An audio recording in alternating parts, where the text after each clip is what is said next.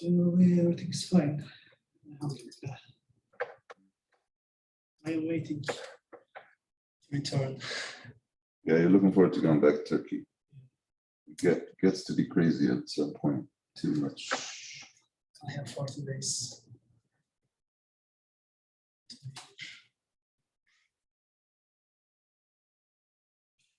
Okay, I'll start with you. People are going to drift in. We have a few minutes before we can officially start.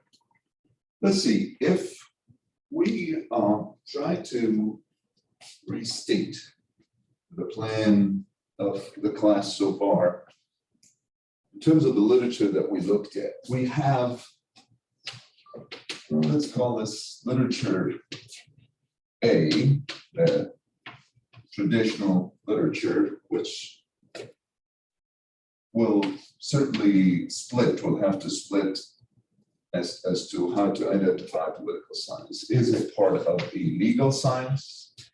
And that would be one of these ideas. So literature A, when it looks at politics. Politics, both a science and a practice, does it come from legal science? And the simple view that everything, of course, comes from philosophy. So someone who's interested in constantly reconciling the abstract views or philosophical views will say that everything has to come from that. Natural philosophy goes back to that sort of thing. The same is true about government. We understand the human being, we understand the society, we understand everything in terms of philosophical notions. But the second literature, that is the modern literature that we looked at, not consistently, seems to think that in fact politics is the meta-discourse, and politics itself is what governs both truth or knowledge and, of course, law, ethics. Everything comes from here. So you see how it's very hard to reconcile these two. It's one of the stupid things that people do all the time, is to make comparisons without being aware that this is what they're up against. There are people, of course, who try to transcend that distinction. I think Fukuyama was one of the people, and some historians would try to do that, would try to say, well, you know, why do I have to be dogmatic or ideological? I can go back to history. He seems to favor China, even though his dad's Japanese. Okay, he's not necessarily advocating his own identity as a standard, but he realizes too that Japan is essentially a wrinkle for China. People who went to Japan and settled in these islands may have come from China. So we're in the middle of so I tried to kind of start by separating the literature that we looked at. The Islamic literature isn't sure about whether politics comes from a legal science or from philosophy. We've seen both strands, right? When it comes to the modern literature, politics itself is the meta-discourse, which means it governs both law and ethics and even truth. Yeah, so it's, as I was just saying, it's a very funny thing that sometimes people talk about Islamic political science and modern political science without even noticing that this is what's going on. It takes a while for them to notice, wow, all of reasoning here assumes that a legal science, of course, cannot govern political science, because what is the legal science? And what is law? Law comes from power. If you are a positivist, if you're a true positivist, in the HLA mode, or any American jurist today, I mean, of course, some American jurists try to be moral and try to claim either a notion of natural law, or they have some cloaked Christianity behind the Obama. But at the end, they can't really say that, right? They have to make an argument that's a secular argument, because otherwise also they're clashing, in the case of America, with the First Amendment. So when these people, the true positivists, are not really able to make an argument for the legitimacy of politics from a morality beyond democracy, or beyond consensus, or beyond what people agreed to, Because in fact, the only thing that makes government anything other than just brute force is that people agreed to create it. So that's as far as we go with morality. I was just saying also that partly for Koyama, that example that, of course, historians always can do that. They can transcend both of these perspectives and say, look, I'm not going to judge. I'm just going to see what the sources are telling me. So, of course, in the case of Koyama, he says that the Chinese built what we call government, which means that we need to revise this idea that we needed the Renaissance and the Enlightenment to have what we call modern government. Right? So, but how do we revise it? Well, first we need to understand what government is. Once it's tribal, it's not government. Once it's patrimonial, it's not government. Once there is a clientelic relationship, clientelist or some kind of connection where you favor your customers, it's not government. Which is, by the way, so of course, is one of his causes, is to show that the modern late capitalism that we're dealing with, which is becoming more and more customer-oriented, is endangering this idea of government. Right? Government is supposed to look at all of us similarly, whether we make $10 billion or $10 when we go to the law. Oh, and even access to defense lawyers also. Go ahead. Well, ethics, right? Right. Could you elaborate more on truth? What do you mean? So even our notions, right? There is it's part of the postmodern condition is that we're not sure that truth, even in the physical world, although scientists, of course, don't want to talk about this at all, but there are enough theorists who say that even our notions of what is good medicine, for example, is affected by power, is affected by politics. Who pays for the studies? Why do the Germans think certain things, but the Americans think other things, even though they're supposed to, the experiments are supposed to be repeatable? Well, politics. Who gets the funding? Right. So you could, in fact, get into a notion where politics even govern all the three divisions of this college. So humanities, fine arts, affected by politics, social sciences, affected by politics, and what we call life, mathematical, and physical sciences, because it's all about funding at the end of the day. But I'm not interested in developing this so much. I just want us to be clear now. This is week 8, and you can see that, of course, I want to be here most of the time because this is the hard part. This you'll read a lot on your own and you'll get it. But this is the hard part. It's very hard to read Mawardi today profitably and with confidence. It's very hard to read Juwayni also with confidence. It's very hard to read Boris Ibn Rushd with confidence. These people have been subjected to this weird evolution-based timeline of ideas. So here, we're evolving. If you are in 2022 and you're looking back, that's cool. Okay, you're looking back around 1198, that's when Ibn Rushd died. Yeah, there is evolution. Are you telling me that these ideas can work today? You have to modify them considerably, and then you know you're doing something wrong. You're committing what we call anachronisms.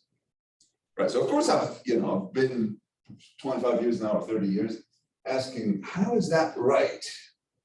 I mean, aren't all the good ideas basically borrowed? Like the reason Heidegger, that German philosopher, was able to get out of all the modern questions and ask these questions because he was reading Aristotle, and also with interest, asking basic questions about the nature of biology, how Aristotle did biology, how he did government, how he did politics. He has a book on politics. We learned, of course, in the first week that Rushd didn't see that one, at least not until he was writing his summary of Plato, as he said. So I don't subscribe to this, not because I don't believe that ideas change. Of course, every time I go back, I know I'm going to take the idea and make it my own. There's no question about that.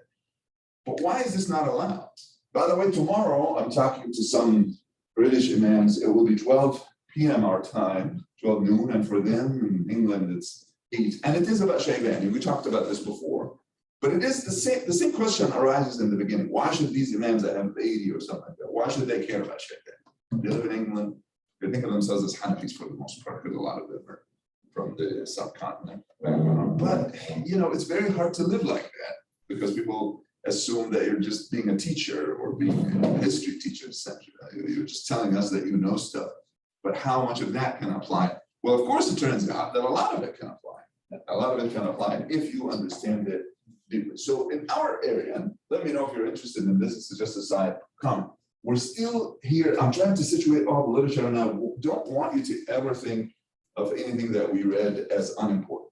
One of the implications of this idea that the legal science dominates, and of course the legal science is trying even to say that philosophy may be foreign and therefore it has to correspond to the standards of the legal science. But you saw that in Narush thought exactly the opposite. He thought, no, these are the people who are at a lower level because they couldn't make assertions about ethics, about relationships between men and women, about laws that are wrong philosophically. So you need to be open, you need to study foreign ideas, and you need to be global, basically, in your approach to the legal science. So there would be a legal science that is good, that is philosophically scrutinized and so. Well, But for now, Ustaz Dr. Ahmed, like what do you see? Like, is it a gap between the philosophy and the legal science, or is it like something? I try to combine it, but of course, it looks strange because if Farabi, for example, comes with that notion that, I mean, when I read Farabi, not Mahdi, I feel that he's not really interested in the details. He's interested in understanding how Aristotle and Plato are relevant to Muslim, number one, because his main project is reconciling Plato and Aristotle. They look irreconcilable to a lot of people. Why? Because Aristotle, there are two people. There's basically a guy who was a student of Plato and was still interested in forms and theoretical things. And then once Plato died, he goes out and studies the natural world and writes about biology. And then most of his ideas about the soul, if in fact the Anima is his book, Narush believes that, but people in modern times are not sure. So he talks about the soul, the prime mover, all these ideas that are foundational to any knowledge of anything, law or whatever. So Farabi's interested in that is, at the end, Aristotle is a student of Plato. So reconciling these two, that's a lifetime, that's enough. And at the end, he has what's creative, and I agree with Mahdi, that we're basically following Mahdi on this, Master Mahdi, that he re-identifies the subject of politics. It was cities in the ancient world, and it's clearly what he didn't see that happened in the modern world is the state, the nation, and in the middle it was religion. So Farabi could create a whole political science based on the idea that religion is what creates a community, because it's not just true of Muslims only. When Christians split, for example, so that theory would work all the way into the Protestant Reformation. When people split religiously, new polities emerged until religion itself became suspect. So Farabi's useful, but this is a theory, this is a political philosopher here, is a theory about the nature of politics. He also talks about interpretation and insists that Farabi, that the old standards of the distinction between the Burhani or the meticulous philosophical view on the one hand, and the rhetorical views, which rhetorical is not exactly a bad word. So, okay, Plato makes rhetorics just awful. Like this is an act, he says, it's not a skill. Aristotle says, no, it could be a skill, but you need to realize it's not philosophy. What rhetoric is something you use with certain people because they're not going to get the philosophy. But rhetoric for any Muslim philosopher is awful, is what the theologians do, mutakallimin, the people who can't do philosophy. They just kind of sniff it from the edge. Fuqaha, of course, are also rhetorical people. They just never learned how to do a good argument. They make an argument within them and they have that sort of thing. So Farabi has theories about interpretation, the nature of government, relationship. He has a lot to say, but he can't get into the details of the law because that's just the whole science, which is why I wanted to conclude with you with this discussion of the fatigue of the Sharia, because there are also a few principles. And I, the way I approached it is before the law and after the law. During the law, yes, it's working, and who's going to question? Okay. If we don't lose our confidence in Congress and in the Supreme Court and in all the state legislature, well, nobody's going to ask what the law is made of. Is whatever, if it comes from the legislature, it's law. But it is before, like the time of the revolution, for example, when including California as a state was a question. That's when you ask, well, based on what? So the first question actually in 1850 was, is it going to be a free state or a slave state? And it is a problem because the number of free and slave states were equal. So if you add California to the free, it tips the balance. And the compromise of 1850 was to add Utah and New Mexico as slave territories. They were not really states, but slave territories against one new state. And they went home happy. Well, of course, temporarily, because that was 1850. By 1861, there's a whole civil war. But so if you can question the law, you want to question it when it is not very strong. But when you question it when it is very strong, so the particular Sharia, that's a question. What happens when it is over, or when it is too weak, or what is over? And Ash'ari would define it how? Did you look at chapters 4, 5, and 6? Very simple, short definition, just functional definition. Of course, the Ash'aris are dominant in this literature by quantity, because they are the ones who are considered the normal theologians and normal jurists. And what do they say? The end of the Sharia, the fatigue of the Sharia is the absence of mujtahid.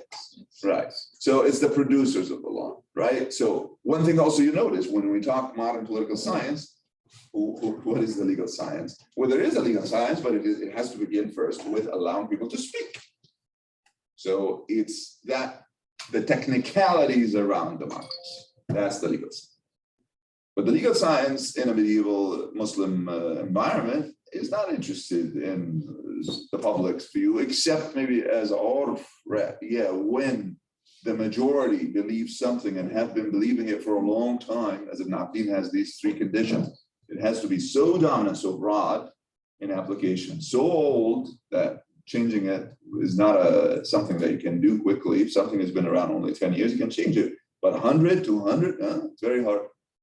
And then it has to still be reconcilable with the general principles. These are the three conditions. So yes, we care about the public to an extent. We care about the mustafti to an extent, but the legal science is something that's rigorous in a way, maybe not to the satisfaction of the philosopher, but it is done inside. So that's an Ash'ari view. That is the one that is elaborated in chapter 5. And it is, well, if you insist on testing it, you're going to have to also look for minorities. Mu'tazilis and Hanbalis are, I mean, to me as a minority, of course, a lot of people would say that the Hanbali view dominated the world in the last 600, 700 years. Maybe there is truth to that, but I think it remained an academic view. Remember the guy we looked at last week, Tufi, Dar'u al-Qawl al-Qabih fi bit-tahsin wa al-Taqbih. He represents people I referred to here in chapters 4 and 6, the people who either stayed Mu'tazilis and therefore were still in their thinking. And what makes a Mu'tazili? Someone who's obsessing about justice and understands justice as separate from revolution. God has to be fair to everybody. Of course, the Mu'tazilis will say we have 5 pillars, not one, but they call themselves Ahl al-Adl wa al-Tawheed. And al-Adl is more important than Tawheed, because al-Adl is what gets them to think all kinds of weird things about, for example, whether you have a duty to become a Muslim. You could reflect, maybe you will end up not becoming a Muslim. So you have nazar, right? You could consider this kind of view. How do we understand, does God have duties? They have all these ideas too, and I included them. I put him in the Rushd with the Mu'tazilis, not because he's one of them. In fact, we could give him a chapter, because he thought the Mu'tazilis and Ash'aris are similar in that they are rhetorical. Notice this word rhetoric is so rich. When you say khataba, these people have khatabiyat or jadaliyat in the Middle Ages. That's rhetoric in the sense that they will say the thing that people are ready to accept. So it's not science, it's not philosophical, and it's not scientific, because they will say wrong things. It's just that people are ignorant and they're going to let them. But rhetoric in modern times is an aid to democracy. And it's not something to shy away from. It's good to have rhetoric because it's a way to talk to people and see maybe they'll agree with you. You can't say I'm deceiving the people, because that's condescending. The people are sovereign. The people get to be deceived that they want. They get to decide. Okay. So that word rhetoric is also going to always itch you, because it depends on where you're using it. If it is in modern times, nobody's going to apologize for being rhetorical. Look, it's free free country and a free space. I'm telling people, and why are you thinking that these people who agreed with me are less than you? Okay, so these two columns of ideas are unfortunately in our head all the time. And then we want to situate this old debate. And why is the old debate useful? Because also actually it will look very modern once you think about it. Mu'tazilis say, if we don't have revelation, we make laws. That's what tahsin and taqbih is. So in a way, even if that Ka'bi, Abu Qasim al-Ka'bi, never said that Sharia would never fade away, so he refused futur al-shara'i. He even refused to apply that to Jews and Christians.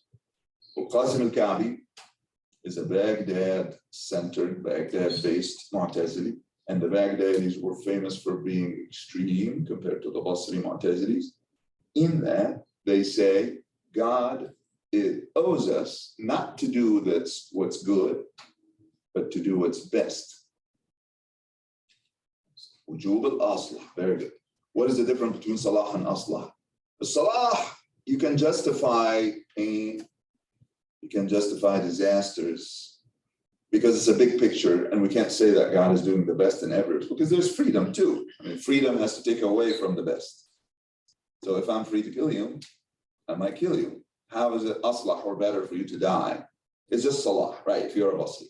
But if you are a Baghdadi, you have a higher burden. But he believed he better. He believed that he explained that this is the best possible world. It comes up again with Leibniz, right, in the 17th century. And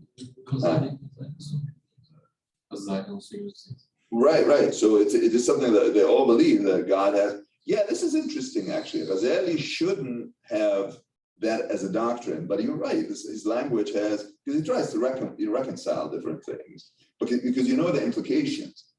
If God has to do what's best, occasionally, so this idea, for example, how is it okay for us to have a time after the prophet's knowledge faded away? How is that aslah? I know Juwayni has some argument, but it's hard to make that case. So when Ka'bi has, this is the asl, or this is the pillar, the foundation. If God has to do the best, that means there have to be prophets.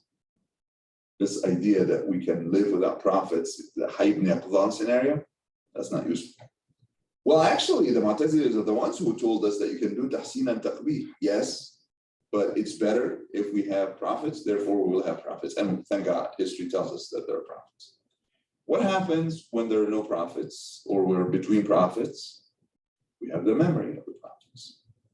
That is, the mujtahideen usually are the ones who are explaining this. So it's interesting how this agrees, for example, with Farabi. Farabi says the jurists, if we don't have philosophers, or at least the jurists are going to do the part. Okay, so because Ka'bi said this, that we have that God does the best, and that includes having prophets and then the memory of prophets with a bunch of jurists, going on. He didn't really emphasize the jurists as much, but there has to be some memory of the prophet's knowledge. Therefore, that doesn't go away. Well, that means a lot, because it's been a long time since the Jews had the last word, or the last prophet. Christ came, Jesus came, and they were supposed to follow. They didn't. And then Muhammad came, and they're still stubborn. And now Ka'bi, he dies 319 of the Hijri, which is the same as 931 of the Miladi, of the Common Era. A very easy age to remember, because you just reverse the numbers. This guy, it's been 300 years since the Prophet died. So the Jews had hundreds of years, and then 600 after Jesus and before Muhammad, and then now 300 years, almost 1,000 years since they could claim that they had the last word. Well, here's the consequence of what he's saying. He's saying, you know what, they don't have to follow anybody. It's okay if they stay Jews. Because if that's what they believe in, and that's what they understand, that Sharia doesn't fatigue, doesn't go away for them. Because it's what they believe in. The same will be with Christians then. So a lot of people speculate that he spent a lot of time with Jews in Baghdad and Christians. So anyway, okay, if you are a true Mu'tazili, follower of Ka'bi, the fatigue of the Sharia is not possible because God's justice. If you are an Ash'ari, forget about this God's justice thing. We're not Mu'tazilis. You may borrow certain ideas from Mu'tazilis, but you don't go to that extreme. God owns this thing. He can do anything. In fact, for Ash'aris, he can even ask you things that he knows you're not going to do. You're not going to be able to do. Why? Why? Is it possible that there's any wisdom when God says, carry them out? He knows he didn't give you the muscles for it. Why is he asking you? Just so that you can try and fail. That's the Ash'ari reason. Okay. Just say, go carry the mountain. And then the good believer will go and try and fail. Oh, I can't. Okay, you tried at least. Ash'aris have very strange views with this taklif bima yuta, but you can tell most of their views come from frustration, come from failing to see that we could understand God's ways, but they're not mystics, right? They don't go all the way to mysticism. They just say God is ruler, the ruler controls, the ruler. If the ruler can even control time, like he can kill you now, therefore you won't live until the end of time. So here's an interesting thing from Ghazali. This is in the Mustasfa. One of the conditions for Mu'tazilis for abrogation, we know what abrogation is. You have a law and then you get a new one that cancels the first one. Mu'tazilis say because God has to make sense. He has to give you enough time to understand the old law, get a chance to apply it, then you get the abrogation. Reasonable, right? We have a problem. Abraham was asked to slaughter the kid. Ismail for most people, or Ishaq for very few people like Tawbah. Slaughter the kid. He's about to slaughter the kid, and then the sheep comes from heaven, and he doesn't have to slaughter the kid. He didn't get a chance to apply the law, but it was abrogated. How does Ghazali solve this problem? He says, well, if God can shift days, he can change the day on you. Your presence from point A in time to B is not guaranteed. He can make Tuesday come after Wednesday if he wants. So he doesn't owe you any of that. See, this is the Ash'ari reasoning because they're stuck with Mu'tazili reasoning. And Mu'tazilis, of course, lose also quite a bit because they make demands they can't meet. When you say God is doing what's best, can you explain that? Remember also in Tufi last week, when he was saying, Hasan al-Qabih, this is exactly God's mind. So the human mind is trying to mimic God's mind in identifying good and bad. And this looks very weak. Ash'aris come back and say, wait, you really think that your mind is that good? You're going to figure out, because part of what happens too is that we don't have enough time, right? We don't live enough. So if you see what's good or bad, sometimes you need to live 300 years or something to see the consequences of an action. Mu'tazilis have the Lut theory to cover that too. They say that, yeah, God has Lut. Sometimes, for example, if a kid dies, yeah, that's going to look bad, and maybe the father will die and not know what that was for, but then eventually something good will come. So they identify, they know that the shortness of human life kind of confuses some of our notions of justice, right? Because we can't really see the full justice. Anyway, I still want to connect all this, the legal science, whether it's specialists, which is what the Ash'aris think, or whether it's ultimately pretty much everybody in a sense, the Mu'tazili view, they paved the way for the Hanbali view. I think the Hanbali view would have been impossible without the Mu'tazili view, but the Hanbalis look like the most textualist and the strictest. Why? Because they agree with the Mu'tazilis only in conclusion, not in reason. So yes, the Sharia will never fade away, but that's not because God owes us anything. That's impolite. Can't talk like that about God. Just God says that. God says, when you hear, Inna nahnu nazzalna dhikra wa inna lahu lahafidhun, Juwayni saw this and said, oh, that doesn't mean anything about the law. This is the Quran. And it just means the words, actually. So the words are going to be there, but we can't guarantee that people will understand them all the time. Dhikr is just a recitation, right? Juwayni says that in the Quran when he argues also against Ka'bi and in the Futur Sharia quest. So now what Hanbalis come and say, no, that's not such a weak opinion, such a weak understanding. No, the verse is saying this knowledge is not going to go away. What's the point of keeping the letter, but not the spirit? And he's promising you. And look around, and different people made this argument differently. Shatibi, for example, who is a Maliki, but he followed the Hanbali way. So he's a Hanbali for theoretical legal purposes here. He says, look around. Muslims are being kicked out in Spain from Spain, but the knowledge of the Sunnah is more abundant now than it was 400 years ago. We care more about what the Prophet is studying. We care more about the Asanid. And Taymiyyah also has similar idea. Yeah, the Mongols could come and destroy this whole thing, but it's clear we're not going to lose the memory of the Prophet's teachings. So the reason it doesn't fade away is this. Okay, so let's analyze this in terms of the value of the legal science for any arrangement in politics. You know, maybe inviting Wael Halak is not a bad idea. Wael Halak says the nation state does end the story because he's here. Okay, politics is the meta discourse. Politics creates truth, fashions truth. Politics can tell you today, and you can go around in this campus, that creating a Palestinian state is a stupid idea, even though the people were there just 80 years ago or 100 years ago, and some of them are still there. They just live in Qatar or live in Syria or wherever they can go back. But that's unfair and bad because these immigrants came from Russia or whatever, Europe, and they have to be here. And well, that's not where it is, Palestine. Okay, so that's one thing too, that in his mind, there is something genocidal. He says that actually in Restating Orientalism, right? Modernity is genocidal. That it comes to eliminate certain forms of disagreement as represented by human beings. It will extinguish Palestinians. It will extinguish Native Americans, of course. Native Americans. In this room, my colleague Ines Talmantis, who's passed away now, continued to say that one of the problems with religious studies in this country and this department, she was talking to us, all faculty, is that you just don't want to believe that there's a whole world out there. I still represent, she represents, because she was a medicine woman. She was a specialist in Native American. She knew Apache history very well. But of course, she was 87. I mean, you're looking at somebody from a museum in a way, because her knowledge is unavailable. So, okay, so by the way, if Native American knowledge is the subject of discussion, the Mu'tazilis are going to say, the Mu'tazilis are inheritors of that tradition. They will say, well, you know, there is still the reason that is the foundation of this Native American knowledge. Can we all think, if this tradition is good and all that, think and get to the same conclusions? The Native American Hanbalis would say, well, we have oral tradition, we can still remember, we can go back.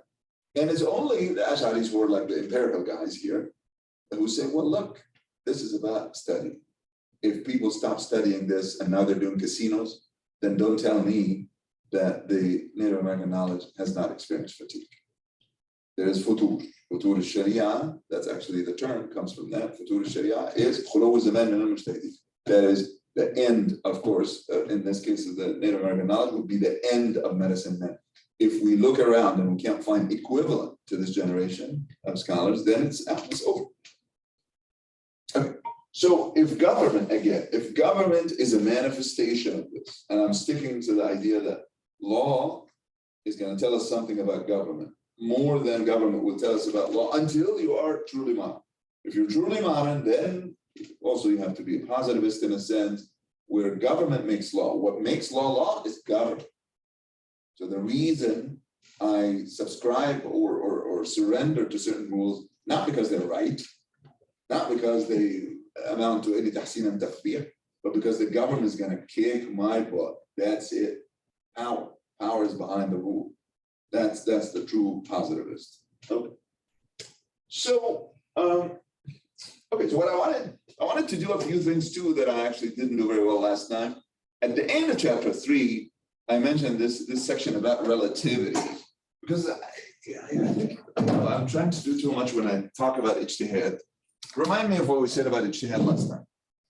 Why is the conflict, say, between Suyuti and Sakhawi, or between Muti'i and Ibn Kamal Pasha, and all these people who are trying to classify muftis and mujtahids, they're disagreeing on who is a mujtahid. Why is this significant for our debate?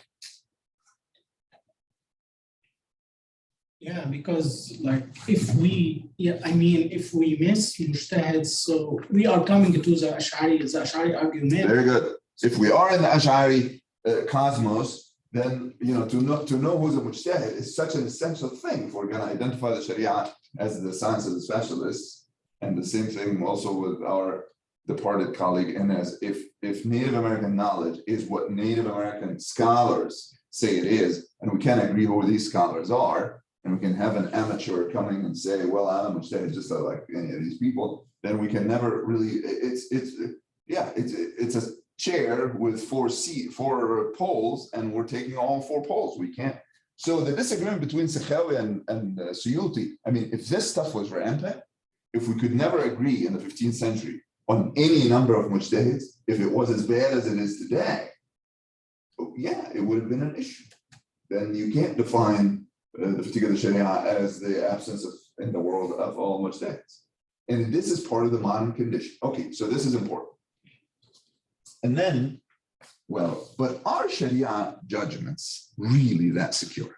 So this is that section about relativity. I just wanted to insert this because I also think of it as a question of method. So you're familiar with this 5 division of judgments. What are judgments? Judgments can be, if I say this is white, what is that? That's called ilm, or knowledge. Why? Because I'm certain and it corresponds to the truth. And if I say I'm sure this is black, that is jahl, that is ignorance, because I'm certain and it is wrong. If I am in the middle and say, well, it could be white, could be black, then I'm in the middle here, in the shak. That's not a judgment. That's a suspension of judgment. But if I'm somewhere between ilm and shak, what am I doing? One, likely white. Okay, likely white. Not sure. Or if I'm in the middle between the shak and the jahl, likely black, then that's wahm. Okay, now in reality, very few things are like the color of the sun. When we do fiqh judgments, they're not like that. So is it always dhann then? And what are the implications? There are things, of course, we signify as qat'i. We say they're functionally certain, right? They're certain. Because, for example, who's going to argue that the prayers might not be 5? Somebody who says, well, the Hanafi says there's a difference between fard and wajib, and the waqt is really wajib, so maybe the prayers are really 6. That's just sophistry. So there are a few things that we're not worried about. But how much of these? Very little, very thin film within the realm of laws. So it's mostly this. Now, we have a very good technique to elevate dhann practically to the level of certainty, which is to say, if it is dhann wajib al-amal bihi qata', meaning it's certain that you have to apply it, not that it is itself certain. Because what are the options? The dhann is the likelihood, the verisimilitude, if you like fancy words. What makes verisimilitude binding is that, well, what are you going to do? You don't have ilm, so that's not there. You're going to go against it, like go by jahl, There are 4 other categories that you can't just fall down. Very good, very good. You're not going to go against the dhann. Alternatively, you try to reconcile the dhann and the opposite. So, okay, I have, most likely, I'm not going to get this grant if I apply. That's my dhann. And I go by that because the other 2 options is to apply anyway, while I think that I won't do anything, so I'm wasting my time. Or try to reconcile the opposites, apply and not apply. It's not going to work. I have to do one or the other. In everything, you're using maps, Google Maps. And you think that the maps are very good between cities and not very good when there are not one-way streets or something like that. So, okay, your dhann, because you know the city enough, is that the map is making a mistake now.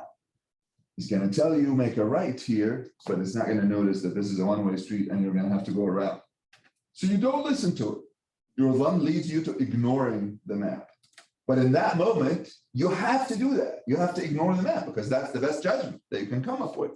Of course, I'm giving examples that are not the same, but it's a principle in epistemology that ultimately, certainty is going to be rare and you're going to act on dhann most of the time. It comes from the Khabar al-Wahid discussion initially. Khabar al-Wahid is what? The Prophet had students, the companions. Sure, a lot of the stories are reported repeatedly. That's why they're called mutawatir, because they happen so many times, so multiple people know the story, but most are not like that. And if you drop Khabar al-Wahid, if you are one of these people who are eager to think that Sunnah is the essence of the Sharia, that becomes more and more the Hanbali view, or the Salafi view, or the textualist view. And you're always suspicious of fiqh, suspicious of reason, suspicious of the kind of intellectual thing that goes on in Hanafi and Maliki law in particular. So you're becoming increasingly more of a Shafi or a Hanbali or a textualist. It gets worse, of course, it becomes a Salafi or someone who thinks that the Sunnah is the law and that thinking is a problem. So, but okay, because certainty is not in the reports, certainty is rare. Khabar al-Wahid is going to be, well, what is it? Likely or certain. Certain means you basically almost saw the prophet. And that certainty, we think, happens functionally in Tawatur. Why? Because if the reporters really don't live together, they don't have cell phones, and they can't conspire to lie, then how did they agree? That defies logic. Their agreement must mean that they witnessed that event. And that's why the Tawatur also has to happen in the first generation. And anyway, the Tawatur discussion takes us forever because whether it really happens or not, and whether the Tawatur is about every little word that they all say the same thing, or they agree on a little, so you could have a circle where they are telling different things, but there's a core where they agree. That's called Tawatur Ma'nawi. So at least that the meaning, that what they're saying is about the same in that area. But since Khabar al-Wahid is going to be the standard for knowing what the Prophet said, and it gives you only dhann, gives you only the possibility, the high probability that the Prophet said that, then we have to decide whether we are bound to do that or not. And they say, yeah, Khabar al-Wahid yufidu dhann, but wajib al-amalu bihi qata. So it's a certainty that you have to work with it, even though it itself is not establishing certainty. Okay, so why is this important? As I said, this is the standard. This is what we're going by. When we say Sharia, we're not talking about an experiment that you're going to repeat to actually ascertain that water has hydrogen, or that molecule has hydrogen and has oxygen, which by itself could also be problematic if we begin to doubt the nature of hydrogen and oxygen. I don't know, maybe in a couple of 100 years. Water was HO, not H2O, right? Around 1900, it was 1 and 1. That was the assumption. It was one atom of hydrogen and one atom of oxygen. That was the molecule. And then they realized, no, actually it's H2O. Of course, it's all Greek to me. I don't know how to do this experiment, but when I read in the history of science, I see also there's a lot of uncertainty that they don't tell us about in school, because you operate on this formula. Exactly, right. And we take it very seriously. And I mean, until when I was doing the basic astronomy in like high school back, you want to go back 33 years, nobody told me that you can just send something like they do now. You have these Kepler ones, you heard things that totally defy logic for us. Even a debate about Pluto, whether Pluto is or isn't a planet. It was a vote, right? In 2005, 2000, it was like a democratic thing. That's not science. I mean, yeah, what it is, of course, there's Pluto, and there's something called Eris, and I think there's a third one, and they're about the same size. So that's one problem. Pluto's also pretty far. Pluto has a problem. It's going around the sun most of the time, not always. Sometimes Saturn captures it. So it goes around Saturn a little bit and then comes back to the big circle. Well, yeah, you just need a lot of time to figure out things like that. Yeah. My philosophy teachers used to say, you are something of a thoroughgoing moral skeptic. Like I will always have these skepticisms. But it is because I was in pain, because it was always easy to attack only Muslim beliefs. These are the ones that are not true. But then modern things, that's more than scripture.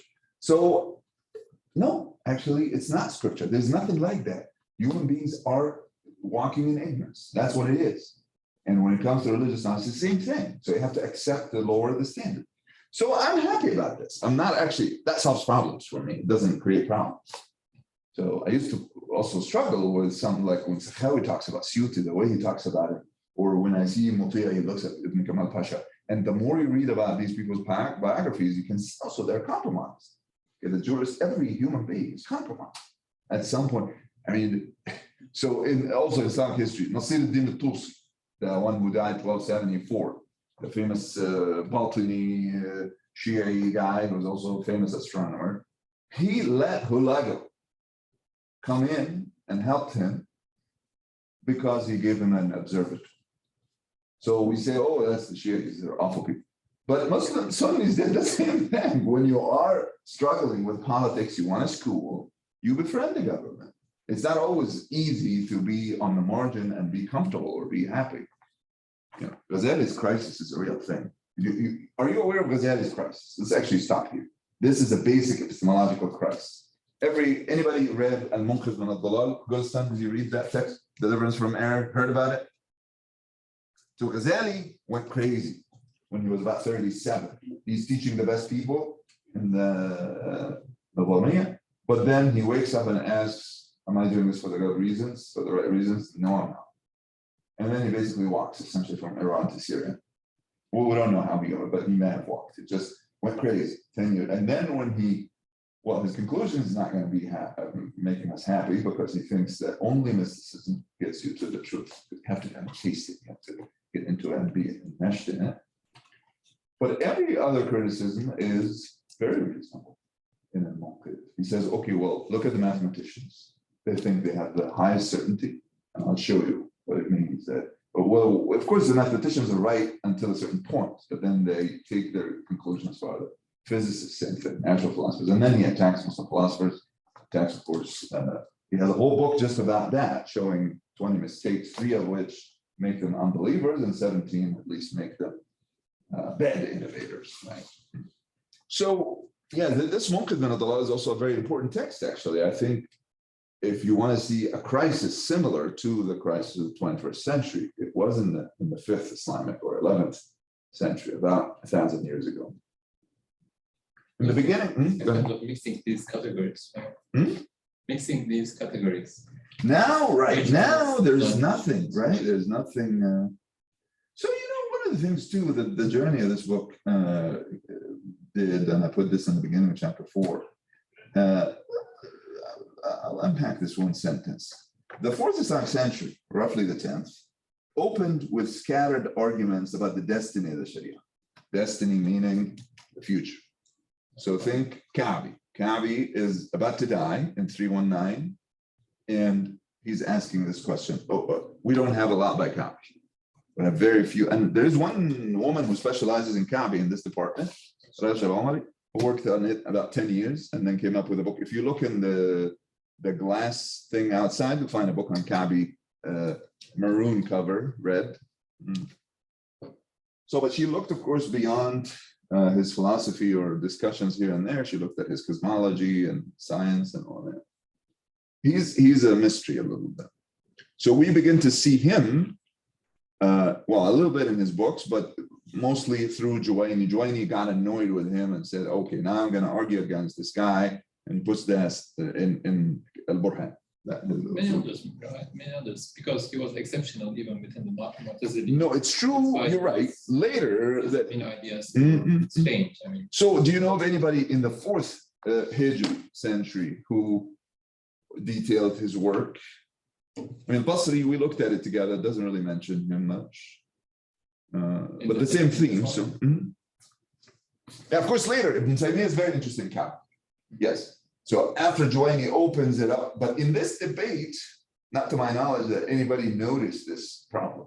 The problem of saying that at the end here is God is our boss, but he acts the same way. We act like him too. We want to be good, but being good Mu'tazilis means that we imagine God before we make God. And that wasn't working for Ash'aris because they thought about it a lot and they were like, no, you have to just assume that God is different.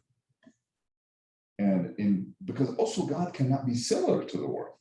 Right? One of the Kalami arguments for needing God at all is that the world is generated, it keeps changing, and God has to be exactly the opposite. Cannot be composed of anything, has to be simple, has to be eternal, not subject to time or space. So if you're thinking of the Almighty God similar to the human mind, is a problem.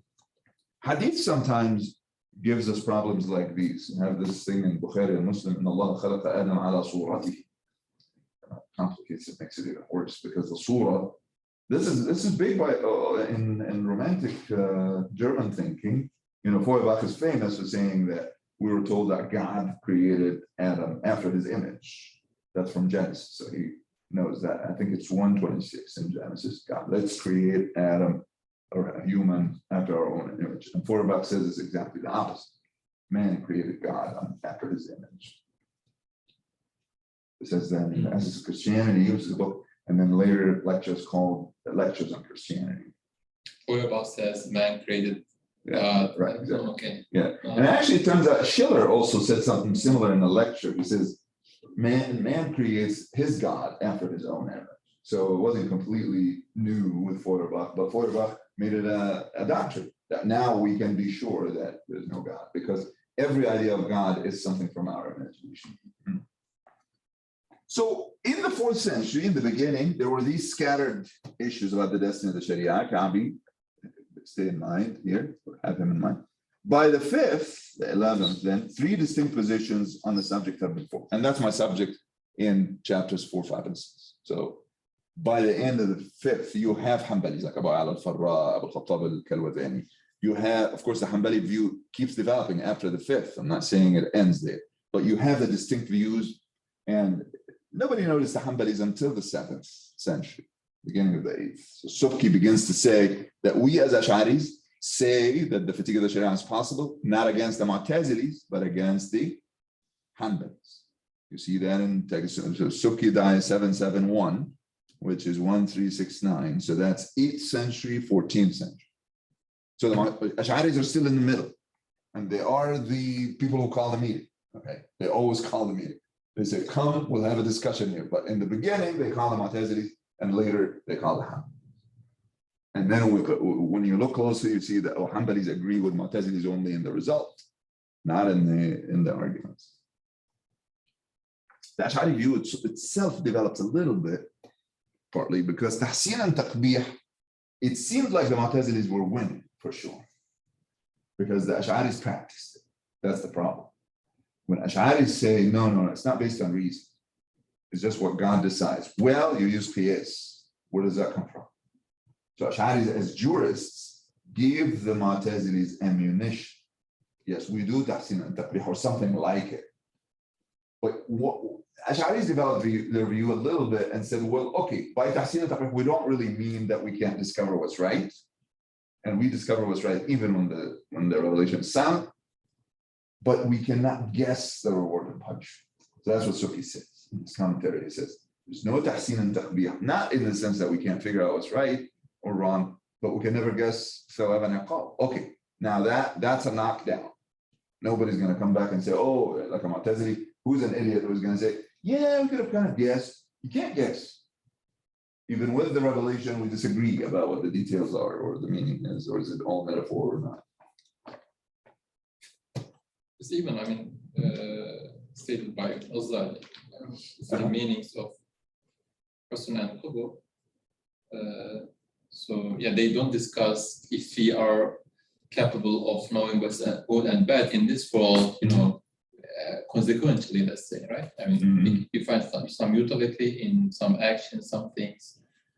But right. There are different sides to this. Very good. Yeah. I see what you mean. I'm actually happy that everything is in your head now because you're writing probably, right? You're focused on writing it. This is a basic thing in that project. That what is classical? What is a classical view of this? Mu'tazili or Ash'ari? Of course, Majid has the view that the differences are not as big as we assume. So of course, if you're a practicing jurist, that's true. That is true. If you're like Basri, for example, because there's no. Anas was telling me any Shafi'i who's a Mu'tazili, it's not going to count. But the problem is we have Basri, we have Abdul Jabbar, too many of them to dismiss them. Well, there is a marriage, of course, between I'tizal and Hanafism. That happens a little bit. But then later we have Maturidis, and that gets to be kind of in the middle. You think of Maturidis as closer to Ash'aris? No, closer to Mu'tazili. Yeah. Well, he thinks otherwise. He thinks it's right with Maturidis and Ash'aris. It depends. Well, so when Kawthari was debating against Ahmad Shakir in Egypt, they assumed that Maturidi and Ash'ari is the same. Actually, there are books that say Kawthari is Ash'ari. They don't know the difference. Yeah, Kawthari, yeah, Mhm. right. Because he lived too long in Egypt. Like we used to in Al-Azhar also like study both like Ash'ari and Maturidi as There are a few points you study in Yeah. Al-Azhar, right? They're similar in with Mu'tazilis in these 17 or something. But on Yeah, the other like hand, like always like Ash'ari and Maturidi in the class and the, like Mu'tazili in the like in the Right, opposite. in there are deep differences. Right? I mean, we put in the same, similar if you compare it to, let's say, Hanbalis or, but of course, there Well, are, yeah, okay. So of course I know Samarkandi when he wrote his book on Usul, he said, we're neither. He's a Maturidi. He says the problem with Usul fiqh, you find Mu'tazili based Usul fiqh, you find Ash'ari based Usul fiqh, and we're neither. I have to write an Usul fiqh that's Maturidi based. Because Kalam, he says, Kalam is here, like at the bottom, Usul fiqh sits on it, and fiqh sits on that. by the way, Mustafa Sabri Efendi seems to be more, let's say, in favor of predestination, even though he's Samarkandi? no, Mustafa Sabri Efendi. But Zahid Kawthari was criticizing him on this position, so but it's also about their, let's say, age and their right So you experience. think Mustafa Sabri? Yeah. Do you think Mustafa Sabri is different? See, I don't know enough about Mustafa Yeah. Sabri. Mustafa Sabri is the one who wrote this book, موقف العقل والعلم والعالم رب العالمين. So the interest is very much in modern science and how it changed our views of what is right. He's a Sharif. He's more Ash'ari than Maturidi. At the end of his life, he completely a Sharif. He gave up on that. Well, right. So that's an interesting thing because also, you either have to lose it and go Mu'tazili completely reason-based like Muhammad Abdul, for example, or you just say, no, I'm not having this conversation because, but you see, if any of these people read in the history of science, they would have had a little more confidence, just contesting the assumptions of science. Being on this campus, I have to say, one of the blessings is realizing how not confident the engineers and the scientists are once they get into the details. Because it's not just simple disagreement. It's different paradigms that people are assuming certain things. Somebody also got a prize here.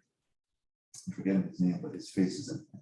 I'll remember his name. He was saying, I worked on viruses. So, when the blood, the white balls, try to go against the virus, they replicate them, right? They replicate the virus.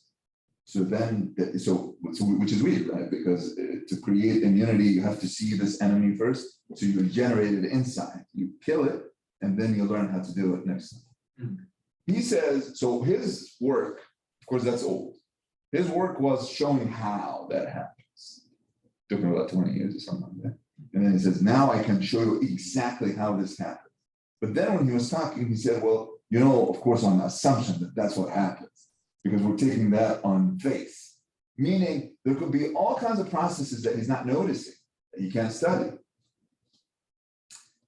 Look, my point is not to make you doubt science. It's just another human product. Okay. No, I mean, Exactly. I believe that. I believe believe in science is- atoms in physics, Mhm. but now there is no atom. There is more than this. Right. So, but Yeah. The atom, that's the Greek word is the indivisible. And then we get particles. There's a whole subatomic particles, subatomic. there is no We still have, material that we know, right? I mean, Now, of course, right, the mysteries include the electron has no mass. yeah. How could the electron have no mass? The protein has a little bit, but not enough. So we're all made of something that doesn't exist at the end of the day. Maybe that's how we die. That's why it works very well. When we die, we just go away. So it's just like the human science just, like it doesn't have this certainty that people talk about it. Mhm. That's why when we talk like with atheists or people who doesn't believe in God, like they say that like the science cannot prove God, like without science itself, because like they try to use the tool of science for metaphysics or the physics with metaphysics, So all the time, like people give. Yeah, this is a sleight of hand. When science. somebody says, I'm gonna study only what I can observe, and then say, God doesn't exist because I can't observe. Yeah. You notice the absurdity. You say, I'm gonna only study what's in this room. And then I say, well, nothing exists other than this room because that's all I can see, because that's all I can study. Yeah. Yeah, now that falls away, but but you see, if the more you know about the details of science, you realize how shaky all our convictions are. And all the time they have correction, like this thesis, I'm going to counter it, because like all the time they keep evolving, It's also incentivized, right? Because otherwise, if you can actually publish against views. But okay, so by the end of this second, so I have 200 years, and everything kind of fits in these 200 years to create models. Now, of course, one of the criticisms of this book is, number one, the Maturidis are not really there very easy. I mentioned some of the later commentators that Ibn Khaldun would call the people who al-jama bayn al-tariqatayn, people who reconcile Shafi'i and Hanafi usul al-fiqh. Badakhshiyan, Ibn Kamal Bashan, not Badakhshiyan, what's the other one? No. So these are all Egyptian guys. I mean, Turks and Egyptians, they go back and forth. Who am I having? I need.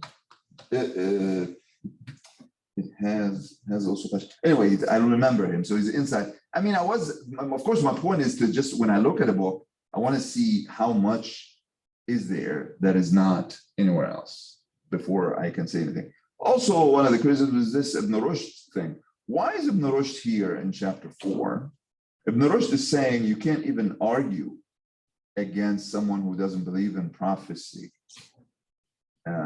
unless, if someone doesn't believe in prophecy, that's it. They're going to win.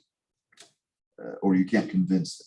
If they believe at least in one prophet, then you can show them that this particular prophet is a real prophet.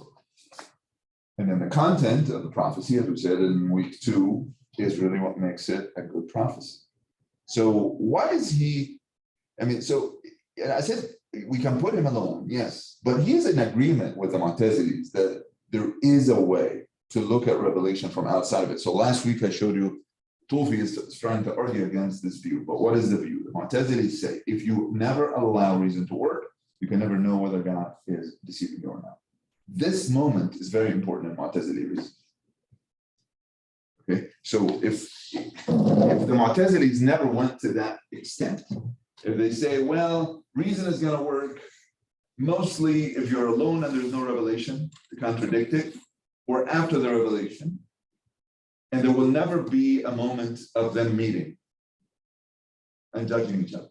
But what they actually said is tahsin and taqbih is essential. And one of the ways to show that that hadith can't be right is that if they're depriving themselves 100% from using reason, then they are risking this possibility, which is that God is tampering with us. He's sending some false prophets. How do you know that? We have to think about it. If you never think about it, you could be deceived. So this is as much as the affinity between the Mu'tazili view and Ibn Rushd's view. And Ibn Rushd is complicated. I mean, there are moments in Fasl al-Maqal where he seems to be going back from philosophy. Like he says, when he was always accused of saying that we didn't need God because the world is eternal too. It seems like this is the Aristotelian view. If you look at the world, for Aristotle, the prime mover is not necessarily, but it's a good idea. Like if there was a source, because what you see there is just stuff that keeps moving all the time and changing, including life, including that transformation. Aristotle is not really concerned with the prime mover as much. It just comes up quick. So people said that he was losing it. Rushd is losing his faith that way. In the Fasl al-Maqal, he says, well, here's what I think about philosophy. Any piece of the world is definitely generated and created in time. God is definitely not generated and not created in time, because the very notion of God defies it. The whole world, we're not sure. So you can't be sure that the world is eternal or not. So that's a big deal, I think. The world or time? The totality, he says. The totality of it, of the world, we don't know. Is a logical category. Well, so if you get into Al-Athar al-Ulwiyya, he talks about this, does space extend because of the movement or stuff like that? But that's a detailed question. But the idea that the world as a whole, we've never seen God, right? But he exists, and we have to assume that because the world existed and couldn't admit itself. So, but the world as a whole, did it begin with time? The problem with the world is is if you say the world is created in time, what was that time? Or if you say that it is created and then time comes with it, so what was there before that? And see, these philosophers are just saying, it makes perfect sense to think that the creation is something that distinguishes the maker from the made, but it is also in no time, because then time comes when God allows the Hayal, which is the shapeless, formless matter, to begin to be the world. And that creates them. Minnie, what do you have in mind? Oh, no. Never still good. Okay, so I think, yeah, see, it's been an hour, and I want to now see if we can, before we break, just kind of summarize this. Yeah, my concern with government immediately takes me to these two elements. That's just in my mind, the legal science and abstract, global, comprehensive reflection that we call philosophy. That is a very normal thing. That is a very strange thing for modern political science. Why? Because government is what begins all these discussions. And if we have an anarchy, there's a whole discourse for anarchy too. In anarchy, there's power. So politics always exists, even in an anarchy. What's the difference between an anarchy or state of nature? That's the fancy term for Anglo-American philosophers. What is a state of nature? You know what that means, Wilson? Many state of nature. No Hobbes here. Nobody reads. You mean, yeah, politically? Yeah. Yes, state of nature for Hobbes or Machiavelli is just fighting each other. Very good. Yeah, this is a condition where there could be undue compensation because there's no law. So if someone takes, hits, if I take the painting that belongs to a rich guy, he's not going to say, well, you pay for it or you pay 5 times. He's going to kill my kids and my family and all that. Why? Because there is this weird unequal power and there's no way to change that. So that's why state of nature is a state of war of all against all. It is brutish and it is short. It's violent, brutish, and short. That's the idea. Okay. Now that's not Rousseau's state of nature. Rousseau has at least 2 forms of it. The latter one maybe is like that, but in the beginning we're principally good. Right, and Hobbes thinks, well, we're principally that. So we need government to end that. So nobody's going to recommend the state of nature or anarchy in the Anglo-American tradition. That's why I always look at these Italian guys and French guys and Russian guys, or they just don't know that ultimately you're going to regret it. And a bad government is better than no government. Yeah, but even Muslims would agree a little bit with that. Consensus, right? And everybody will agree. Right, exactly. Mabdi actually, it's true. Mabdi says we agree that we have to have government. The question is why? Is it reason or is that revelation? Yeah, but we need, about the source, between also. Right. Even he is giving fatwa for rulers not to go Hajj as a individual obligatory. Yeah, I don't know about that one. So regulation or okay, maybe for Nizam, I believe he's hearing that he's intending to go Hajj.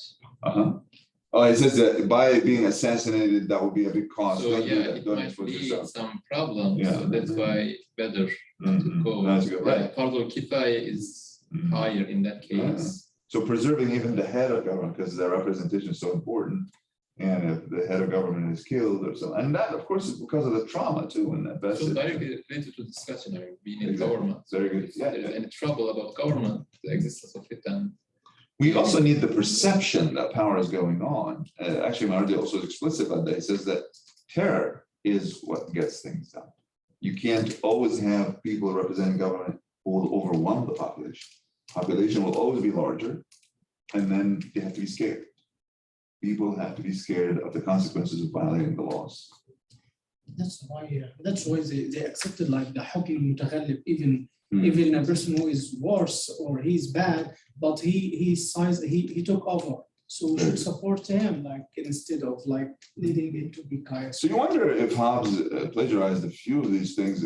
I mean, there is this guy Bodin in France in the 14th and 15th century, right before, and Bodin becomes important for Schmitt, but I don't know if he cited, well, I think they know that. So Bodin has this idea that, remember I told you that the old regime discussions comes down to democracy and oligarchy, the multitude or the few.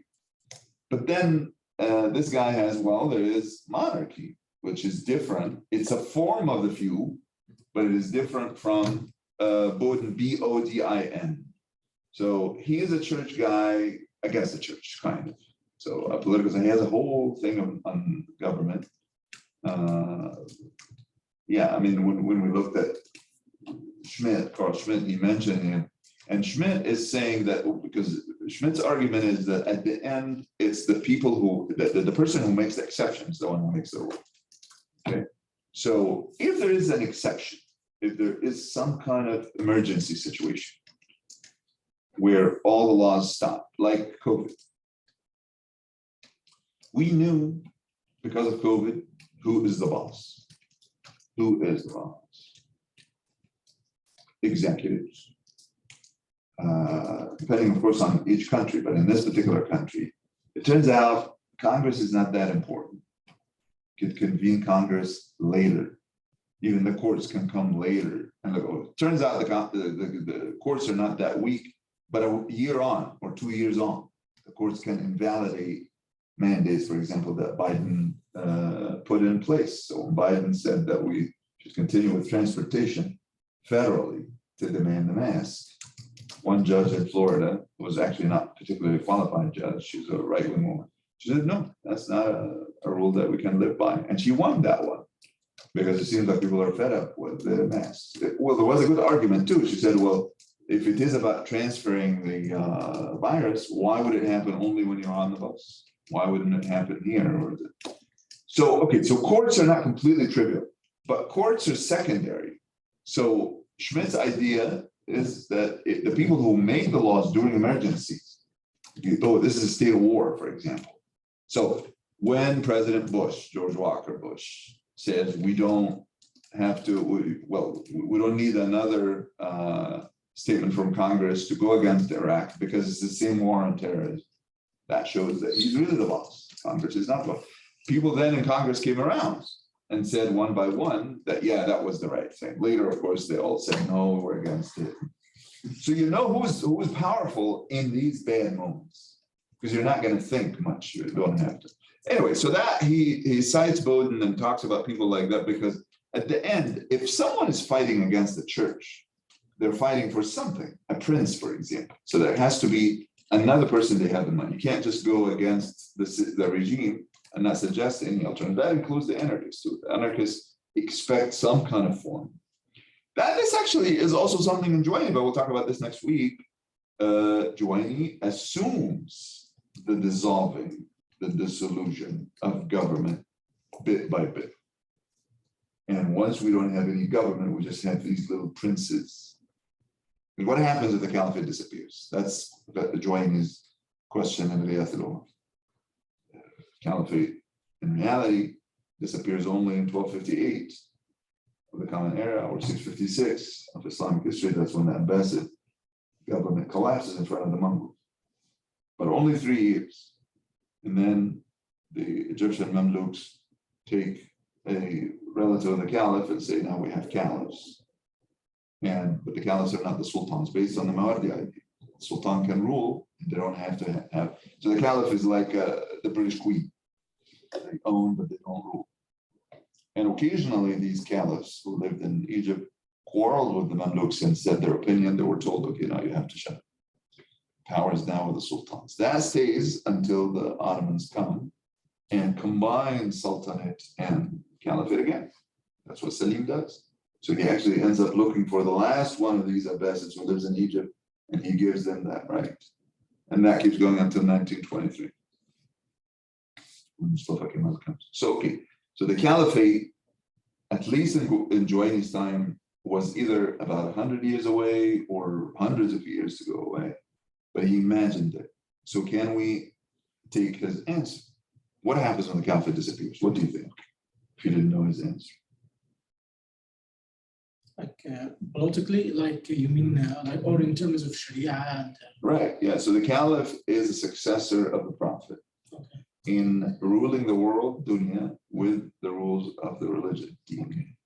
Now, so in Juwayni, so you know what Juwayni's answer or not? In Riyadh al-Umam?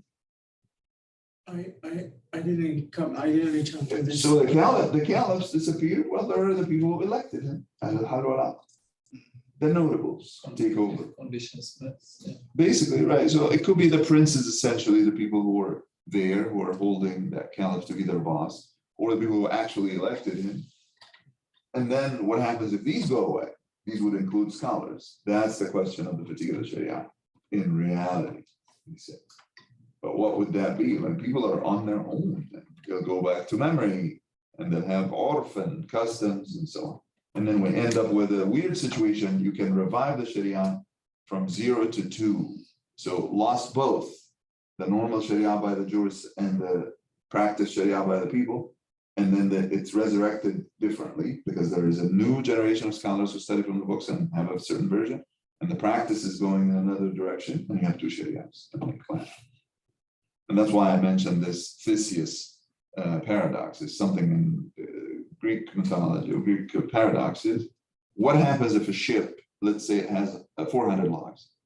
If it ends by sea, it keeps losing logs because we renovate it, right? And it reaches a point and there's none of the 400 original logs. None of them is there. Is it the same ship? That's what Theseus asks. But what Juwayni does is, I think, important by basically identifying what is certain, certitude, and what is done, right? Not even in the law, right? He has this weird thing. So that's why.